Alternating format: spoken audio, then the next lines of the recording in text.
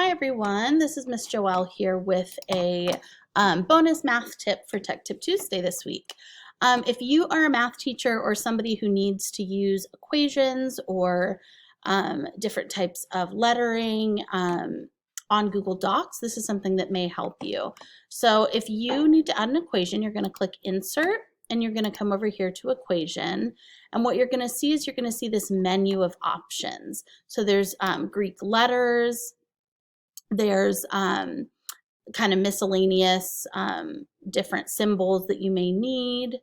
There's relations, there's mathematical equations, and there's arrows. So I'm going to just show you, like, if I were to enter this mathematical equation and I wanted A over B, I would click that.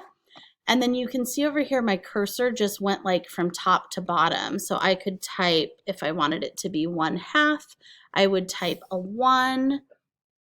And then I can click underneath and add in, add in the 2. You just have to be careful like where you click like that. And so then I would have my equation or my fraction as 1/2. Now, if I want to add another equation next to it, like let's say maybe now I want a division sign, you can see they're kind of blurred out. I have to go to Insert Equation again. And then I'm going to come over here to the operations, add a division sign. And then if I want to insert something else, I can insert, I don't know, let's do an operation that I don't even know what it is.